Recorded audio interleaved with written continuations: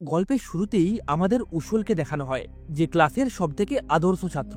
সে ক্লাসের মধ্যে সর্বোচ্চ নাম্বার পায় এবং সে এতটাই ভদ্র যে স্কুলের সবাই তাকে অনেক ভালোবাসে। দেখা যায় এর কিছুদিন পরে এক ছাত্র ট্রান্সফার হয়ে তাদের স্কুলে আসে। ক্লাস টিচার সবার সঙ্গে তার পরিচয় করিয়ে দেয়। ছেলেটির নাম সিওক চেন। সে হলো national high school boxing champion. এটা শুনে ক্লাসের সবাই একসঙ্গে করতালি দেয়, কিন্তু উসুলের মুখ কেমন একটা ফ্যাকাশে হয়ে যায়, যেন সে কোনো ভূত দেখে নিয়েছে। ক্লাস টিচার চলে যাওয়ার সাথে সাথেই সিওক চেন ক্লাসের সবথেকে বড় বদমাসকে মারধর করে প্রথম দিনই ক্লাসের মধ্যে নিজের আধিপত্য প্রতিষ্ঠা করে। এরপর সে উসুলের কাছে এসে তার গালে এমনভাবে স্পর্শ করে কথা বলে যেন তারা একে অপরের সঙ্গে পূর্ব পরিচিত। ক্লাস লিডার তার এমন খারাপ আচরণ দেখে তাকে বাধা দেওয়ার চেষ্টা করে, কিন্তু সিওক চেনের মধ্যে ভদ্রতা বলতে কিছুই ছিল না। সে ওই মেয়েটিকেও মারতে শুরু করে। উসুল তার হাত ধরে তাকে এইসব বন্ধ করার জন্য অনুরোধ করে, কিন্তু এতে সিওক চেন আরো রেগে যায়। সে উসুলকে ধমক দিয়ে বলে, তুই কি মিডল স্কুলের কথা ভুলে গেছিস? আসলে সিওক চেনই সেই ব্যক্তি যে মিডল স্কুলকে উসুলের জন্য দুঃস্বপ্নে পরিণত করেছিল। দেখা যায় সিওক চেন রাগে উসলকে মারতে শুরু করে। উসল তার হাতে মার খেয়ে যন্ত্রণায় কাতরাতে কাতরাতে মাটিতে পড়ে যায়। এরপর যেটা হয় সেটা দেখে ক্লাসের সবাই বেশ অবাক হয়ে যায়, কারণ উসলের মতো শান্তশিষ্ট নম্র স্বভাবের একজন ছেলে হঠাৎ করেই হাতে পেন নিয়ে তার উপর হওয়া অত্যাচারের বিরুদ্ধে রুখে দাঁড়ায়। এটা দেখে সিওক চেন হাসতে শুরু করে। তারপর উসলের হাতটা তার চোখের কাছে এনে বলে, যদি সাহস থেকে থাকে তাহলে আমাকে মেরে দেখা। বছরের পর বছর ধরে সয়ে আসা ভয়, রাগ এবং অভিমান যেন এক মুহূর্তেই ফেটে পড়ে। উসল কোনো কিছু না ভেবে সোজা তার চোখে ওই পেনটা গেঁথে দেয়, যা দেখে পুরো ক্লাস অবাক হয়ে যায়। সিওক চেন যন্ত্রণায় চিৎকার করে ওঠে আর তার চোখ থেকে রক্ত বেরোতে শুরু করে। এই ঘটনার ফলে সিওক চেনের একটা চোখ নষ্ট হয়ে যায়। উসল যেহেতু ইচ্ছাকৃতভাবে তাকে আঘাত করেছিল, তাই আদালত তাকে এই অপরাধের জন্য কারাদণ্ডের শাস্তি দেয়। এরপর তাকে কারাগারে নিয়ে যাওয়ার জন্য পুলিশ বাসে তোলা হয়। দেখা যায় ওই বাসের পেছন দিকে একজন ছেলে বসে রয়েছে, যার সঙ্গে কথা বলার মতো কারো সাহস হচ্ছিল না। এই সময় উসলের সিটে একটা ছেলে ইচ্ছাকৃতভাবে বসে পড়ে, তাই তাকে বাধ্য হয়ে বাসের পেছনে বসে থাকা সেই ছেলেটার পাশে গিয়ে বসতে হয়। জেলে পৌঁছানোর পর সিকিউরিটি সবার জিনিসপত্র নিয়ে নেয়। সেখানে হিউনমিন নামের একজন ছেলে উসলকে জিজ্ঞাসা করে কি কারণে তাকে জেলে পাঠানো হয়েছে। উসল মৃদু কণ্ঠস্বরে বলে, অ্যাটেম্প টু মার্ডার। সবাই এটা শুনে অবাক হয়ে যায়। তখন হিউনমিন তাকে বলে তার কেসটাও ঠিক একই রকম, কিন্তু পরে যখন সে অন্য বন্দীদের নিজের পরিচয় দেয় তখন সে সত্যি স্বীকার করে বলে আসলে চুরির কেসে তাকে এখানে আনা হয়েছে। এরপর এক সিনিয়র কয়েদি নতুন ছেলেদের সঙ্গে জেলের নিয়মকানুন ব্যাখ্যা করতে শুরু করে। সে বলে, এখানে সম্মান শক্তি দ্বারা নির্ধারিত হয়। যদি তুমি লড়াই করতে পারো তাহলেই তুমি টিকে থাকতে পারবে। আসলে এই সময় জেলটি তিনটি ভাগে বিভক্ত ছিল। প্রথম দল সাং ইউপের। সে একজন ওয়ার্ল্ড জুডো চ্যাম্পিয়ন, তার দক্ষতা অতুলনীয়। দ্বিতীয় দল ওয়ান জুনের। সে রেগে গেলে একজন মানুষরূপী শয়তানে পরিণত হয়। এবং তৃতীয় দল হলো সুং ইউপের। তাকে দেখতে আকারে ছোট হলেও তার ডেডলি কিকের মাধ্যমে যে কাউকে পিষে ফেলতে পারে। তবে ওয়ানজুন এবং সুংইউপ একসঙ্গে মিলে প্ল্যান করে সাংইউপের বিরুদ্ধে মারপিট, ধূমপান এবং জিনিসপত্র চুরির অভিযোগ আনে। ফলস্বরূপ সাংহিউনকে নির্জন এক কারাগারে পাঠানো হয়, যার ফলে কারাগারের সমস্ত ক্ষমতা ওই দুজনের হাতেই চলে আসে। কিন্তু সত্যিটা হলো কারাগারের আসল মালিক অন্য কেউ। সে হলো এমন এক ব্যক্তি যাকে এরা তিনজন মিলেও হারাতে পারবে না। তার নাম হলো ডুহিউন, অর্থাৎ বাসে যে ছেলেটার পাশে উসল বসেছিল। ডুহিউন হলো ওয়ার্ল্ড ইয়াংগেস্ট এমএমএ চ্যাম্পিয়ন। সে এত অল্প বয়সেও অনেক শক্তিশালী এবং স্কিলফুল ছিল। দেখা যায় একদিন ডুহিউন তার বোনের জন্মদিন পালনের জন্য ফুল এবং উপহার নিয়ে বাড়িতে পৌঁছায়, কিন্তু ফ্রিজ খোলার সাথে সাথেই সে দেখে তার হাতে রক্ত লেগে আছে। তাই সে ভয় পেয়ে ঘরের চারপাশে তার বোনকে খুঁজতে থাকে এবং শেষমেশ দেখে তার বোন রক্তাক্ত অবস্থায় মেঝেতে পড়ে আছে। ঠিক তখনই পেছন থেকে কেউ একজন তার ঘাড় চেপে ধরে, কিন্তু ডুহিউন মুহূর্তের মধ্যেই তার পা ভেঙে দেয়। এই সময় সেখানে সে তার মায়েরও মৃতদেহ দেখতে পায়, যার কারণে সে রেগে গিয়ে দ্বিতীয় আক্রমণকারীকেও এমনভাবে আঘাত করে যে ওই আক্রমণকারী নিজের জ্ঞান হারিয়ে ফেলে। এটা দেখে তৃতীয় জন গোপনে তার উপর আক্রমণ করার চেষ্টা করে, কিন্তু ডুহিউনের ভয়ঙ্কর ফাইটিং স্কিলের কাছে সে এক মুহূর্তও টিকতে পারে না। দেখা যায় ডুহিউনের কাছে মার খেয়ে তিনজন আক্রমণকারী ওই ঘটনাস্থলে নিহত হয় এবং এই অপরাধ স্বরূপ ডুহিউনকে জেলে পাঠানো হয়। এসব শুনে উসল ভয় পেয়ে ভাবতে থাকে এই ভয়ঙ্কর কারাগারে সে কিভাবে বাঁচবে। এদিকে ফুটবল খেলার সময় এক প্লেয়ার আহত হয়, যার কারণে তার পরিবর্তে উসলকে খেলতে বাধ্য করা হয়। উসল কোনোভাবে বলটিতে লাথি মারে, কিন্তু দুর্ভাগ্যবশত বলটি সরাসরি ওয়াংজুনের মেন পাটে গিয়ে লাগে। এটা দেখে সাংহুই হেসে বলে, তোকে আর কেউ বাঁচাতে পারবে না। এটা বলার সাথে সাথেই কিছুজন মিলে উসলকে টেনে নিয়ে যেতে শুরু করে। ঠিক তখনই উসল ডুহিউনকে তার পাশ থেকে যেতে দেখে। তাকে দেখে উসল যেন তার শেষ আশাটা খুঁজে পায়।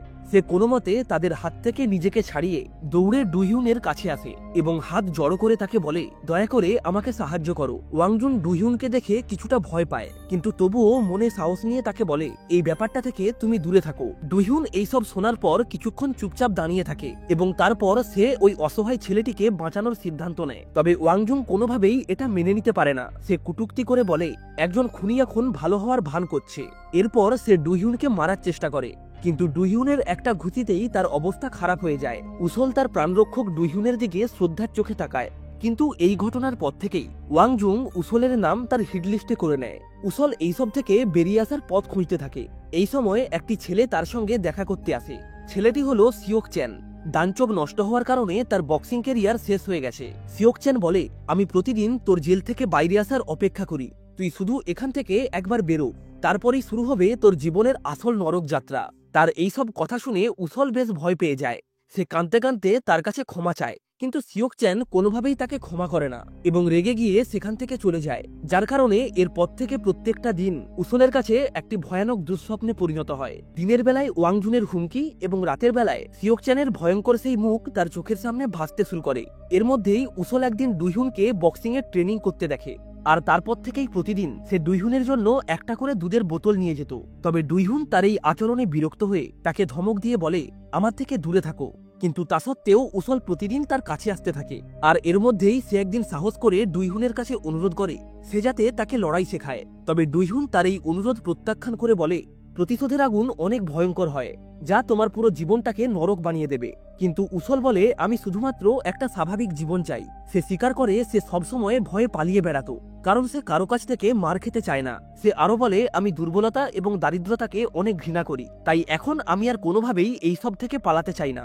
ডুইহুন তার এই কথায় প্রভাবিত হয়ে তাকে ট্রেনিং দিতে রাজি হয়। তবে ট্রেনিং শুরু করার আগে সে তাকে একটা শর্ত দেয়, যদি তুমি 40 মিনিটে 100 রাউন্ড দৌড়াতে পারো তাহলেই আমি তোমাকে ট্রেনিং দেব। ডুইহুন এটা বলার সাথে সাথেই উসল 1 সেকেন্ডও সময় নষ্ট না করে দৌড়াতে শুরু করে। তবে কিছুক্ষণের মধ্যেই তার নিঃশ্বাস ভারী হয়ে আসে। সে চোখের সামনে ধোঁয়াশা দেখতে শুরু করে, এমনকি তার পায়ে দৌড়ানোর মতো আর ক্ষমতা ছিল না। কিন্তু তবুও সে থামে না। এই সময়ে অত্যাচারের সেই মুহূর্তগুলো বারবার তার চোখের সামনে ভেসে ওঠে। 70তম রাউন্ডের পর উসল মাটিতে পড়ে যায় এবং প্রচন্ড পরিমাণে বমি করতে শুরু করে। কিন্তু তারপরেও সে ডুহিউনকে চমকে দিয়ে আবারও উঠে দাঁড়ায় এবং আহত সিংহের মতো ততক্ষণ ছুটতে থাকে যতক্ষণ না সে অজ্ঞান হয়ে যায়। উসল অনেক চেষ্টার পরেও ডুহিউনের দেওয়া শর্ত পূরণ করতে পারে না। তবে ডুহিউন তার হার না মানার জেদ এবং ভয়ঙ্কর ডেডিকেশন দেখে তাকে ট্রেনিং দিতে রাজি হয়। ডুইহুন জেলারকে ভালোভাবেই চিনত, তাই সে উসলকে তার সেলে স্থানান্তরিত করে নেয়। এরপর প্রথম দিনই তার ফিটনেস ট্রেনিং শুরু হয়। উসলের অদ্ভুত পুশআপ দেখে ডুইহুন তাকে জিজ্ঞাসা করে, তুই কি অসুস্থ? এরপর অনেক চেষ্টার পরে উসল তার জীবনের প্রথম পুশআপ সম্পন্ন করে, আর এখান থেকেই তার কঠোর প্রশিক্ষণ শুরু হয়। প্রথমের দিনগুলোতে তার হাত পা অসাড় হয়ে যেত, কিন্তু কঠোর প্রশিক্ষণের মাধ্যমে সে প্রতিদিন নিজের শক্তি বৃদ্ধি করতে থাকে। এরপর যখন সঠিক সময় আসে তখন ডুইহুন তাকে আসল ফাইটিং স্কিল শেখানো শুরু করে। দেখা যায় ধীরে ধীরে সেই কাপুরুষ উসল ফাইটিং এ এতটাই দক্ষ হয়ে ওঠে যে জেলের বাকি কয়েদিরা তাকে দেখে অবাক হয়ে যায়। অন্যদিকে সিওক চ্যানকে দেখানো হয় সে যখন রাস্তায় ঘুরছিল ঠিক তখনই পেছন থেকে একটা গাড়ি এসে তাকে সরে যাওয়ার জন্য হর্ন বাজায়। তবে সিওক চ্যান না সরায় ভেতর থেকে দুজন লোক চিৎকার করে বলে, তুমি কি অন্ধ? আর এই কথাটা সিওক চ্যানের ইগোতে লাগে। সে রাগে গাড়ির সাইড মিররটা ভেঙে ফেলে এবং তারপর গাড়ির ভিতরে বসে থাকা দুজন ব্যক্তিকে মারধর করতে শুরু করে। এই পুরো ঘটনাটা একজন গ্যাং লিডার উইয়ং দূরে দাঁড়িয়ে দেখছিল। সে সিওক চ্যানের লড়াইয়ের দক্ষতা দেখে মুগ্ধ হয় এবং তাকে তার দলে যোগ দেওয়ার প্রস্তাব দেয়, কিন্তু সিওক চ্যান এতে রাজি হয় না। এরপর উইয়ং তার ডান চোখের দিকে ইশারা করে বলে, তুমি চাইলেই আমি এটা ঠিক করে দিতে পারি এবং একই সাথেই তোমাকে আরো শক্তিশালীও করে তুলতে পারি।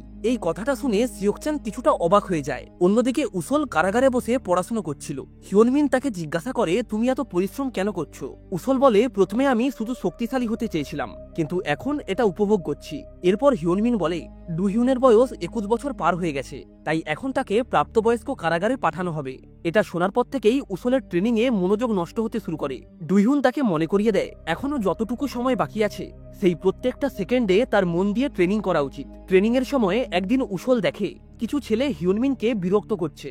সে কোনো কিছু না ভেবে তৎক্ষণাৎ তাদের মধ্যে ঝাঁপিয়ে পড়ে তার বন্ধুর প্রাণ বাঁচায়। গুন্ডারা তাকে দলে দলে আক্রমণ করার চেষ্টা করে, কিন্তু উসল একাই সবাইকে সামলে নেয়। এদিকে যখন অঞ্জুন জানতে পারে তার লোকদের মারধর করা হয়েছে, তখন সে পুরনো হিসাব মেটাতে উসলকে ওয়ার্কশপে ডেকে পাঠায়। উসল তার কাছে ক্ষমা চেয়ে বলে তার লোকেরাই আগে তার বন্ধুকে বিরক্ত করছিল, তাই সে শুধুমাত্র তার বন্ধুকে বাঁচানোর জন্যই বাধ্য হয়ে এটা করেছে। তবে অঞ্জুন তার কথায় কোনো গুরুত্ব দেয় না। সে সরাসরি উসলের মাথা বরাবর আক্রমণ করে, কিন্তু উসল তৎক্ষণাৎ তার পরবর্তী আক্রমণ আটকে তাকে সজোরে একটা ঘুষি মারে। এই দৃশ্যটা দেখে সবাই অবাক হয়ে যায়। অঞ্জুন রেগে গিয়ে উসলকে জোরে জোরে ঘুষি মারতে শুরু করে, আর তার এক একটি ঘুষি কোনো হাতুড়ির আঘাতের থেকে কম ছিল না, যার ফলে ধীরে ধীরে উসল পিছু হাঁটতে শুরু করে। সে ব্যথায় কাতরাতে কাতরাতে মাটিতে পড়ে যায়, কিন্তু তারপরেই সবাইকে অবাক করে সে আবারও উঠে দাঁড়ায়। তবে এইবার তার চোখে আর কোনো ভয় ছিল না। সে অঞ্জুনের মুখে ততক্ষণ একের পর এক ঘুষি মারতে থাকে যতক্ষণ না সে অজ্ঞান হয়ে যায়। এই মুহূর্তেই দুইজন সেখানে এসে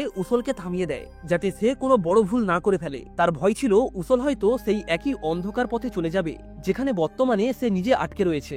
অন্যদিকে প্রতিদিনের মারামারি সিওকচানকে সম্পূর্ণ নির্মম করে তুলেছে। উইয়ং এখন তাকে পুরোপুরি বিশ্বাস করতে শুরু করেছে। পরের দিন দুহিউন উসলের জন্য একটা বিশেষ খাবার তৈরি করে এবং তারপর দুজন মিলে একটি ফাইটিং ম্যাচ খেলে। দুইহুন বুঝতে পারে উসল নিজেকে আটকে রেখেছে, সে তার সম্পূর্ণ শক্তি দিয়ে লড়াই করছে না। তাই দুইহুন তাকে ধমক দিয়ে বলে পুরো শক্তি দিয়ে লড়াই করো। তার কথা শুনে উসল তার সমস্ত শক্তি প্রয়োগ করে, তবে সে সুযোগ পাওয়া সত্ত্বেও দুইহুনকে ঘুষি না মেরে নিজেকে আটকে নেয়। দুইহুন তাকে বুঝিয়ে বলে যদি সে লড়াই করতে এমনভাবে দ্বিধাবোধ করে তাহলে কখনোই সে জিততে পারবে না। তবুও দুইহুন মনে মনে অনেক খুশি হয়, কারণ উসল তার প্রত্যাশার চেয়েও অনেক ভালো লড়েছে। তাই সে ঘোষণা করে উসলের ট্রেনিং এখন সম্পূর্ণ। আসলে আজকেই দুইহুনকে অ্যাডাল্ট কারাগারে পাঠানো হবে। যাওয়ার আগে সে উসলকে বলে সার্কের সাঁতার কাটার জন্য ব্লাডার নেই। যদি সে এক মুহূর্তের জন্য সাঁতার কাটা বন্ধ করে তাহলে জলে ডুবে তার মৃত্যু অনিবার্য।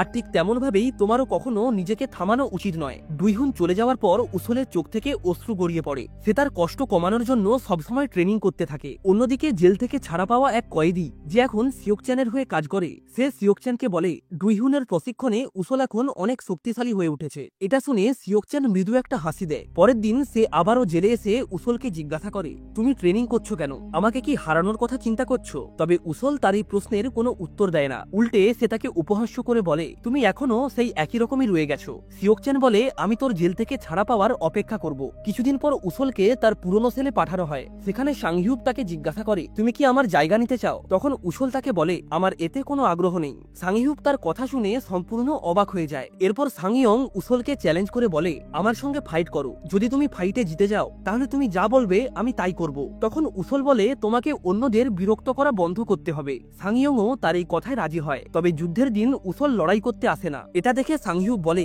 যুদ্ধ কেবল শাস্তি দেয়, যন্ত্রণা দেয়, এটা কখনোই কারো জীবন বদলায় না। তাই আমরা আর এই আবর্জনার মতো বাঁচতে চাই না। আর ঠিক তখনই সেখানে উসল চলে আসে। সাংইয়ং কোনো রকমের দেরি না করে তার উপর আক্রমণ করে বসে। উসল কোনোভাবেই তার সামনে এক মুহূর্ত দাঁড়াতে পারছিল না।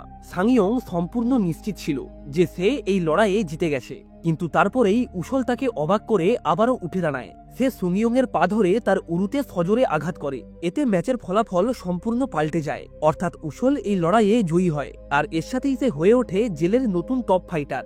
লড়াইয়ে হেরে গিয়ে অজুন এবং সাংইয়ং প্রতিশ্রুতি দেয় যে এখন থেকে আর কোনো লড়াই হবে না, অর্থাৎ শেষমেশ কারাগারে শান্তি ফিরে আসে। যারা একসময়ে একে অপরের শত্রু ছিল তারা এখন বন্ধু হয়ে যায়। এমনকি সাংইয়ংও উসলকে তার সমস্ত কৌশল শিখিয়ে দেয়। অন্যদিকে অ্যাডাল্ট সেলে দুইজন একের পর এক নতুন ছেলেকে ট্রেনিং দেওয়া শুরু করে, কিন্তু তাদের মধ্যে কেউই তার প্রথম ছাত্র উসলের জায়গা পূরণ করতে পারেনি। এদিকে ভালো আচরণের কারণে উসলকে সময়ের আগেই জেল থেকে ছেড়ে দেওয়া হয়। বাইরে যাওয়ার আগে সে শেষবারের মতো ট্রেনিং গ্রাউন্ডে যায়, যেখানে সে দুইহুনের সাথে তার জীবনের সেই মূল্যবান মুহূর্তগুলো কাটিয়েছিল। এরপর সে তার সমস্ত অতীত জেলের মধ্যে ফেলে রেখে বাইরে বেরিয়ে আসে। তবে স্বস্তির নিঃশ্বাস ফেলার আগেই আবারও সিওকচান সেখানে এসে তাকে উত্তপ্ত করার চেষ্টা করে, যার ফলে তাদের মধ্যে এক ভয়ঙ্কর লড়াই শুরু হয়। সিওকচান তার অভিজ্ঞতা দিয়ে তার উপর আক্রমণ করে। সে উসলকে অনেক মারে, এমনকি সে উপহাস্য করে বলে উসলের মা কুকুরের মতো রাস্তায় ভিক্ষা করছে। এই কথাটা শুনে উসলের রক্ত টকবক করে ফুটে ওঠে এবং সে রাগ কন্ট্রোল করতে না পেরে সিওকচানকে একটা ঘুষি মারে। সিওকচানও বারবার উসলের মাথায় এবং পেটে ঘুষি মারতে থাকে, যার ফলে উসল মাটিতে লুটিয়ে পড়ে রক্তবমি করতে থাকে। আর এর সাথেই ড্রামার প্রথম পর্বটা এখানেই শেষ হয়। এখন আপনাদের কি মনে হয়, উসল কি পারবে সিওকচানের সঙ্গে পুনরায় লড়াই করে তার অপমানের বদলা নিতে, নাকি এইবারেও সে তার কাছে মাথা নত করে নিজের হার স্বীকার করে নেবে? সেটাই দেখবো আমরা পরবর্তী ভিডিওতে। তাহলে আজ এই অবধি, দেখা হচ্ছে নেক্সট ভিডিওতে এই ড্রামার পরবর্তী পর্ব নিয়ে।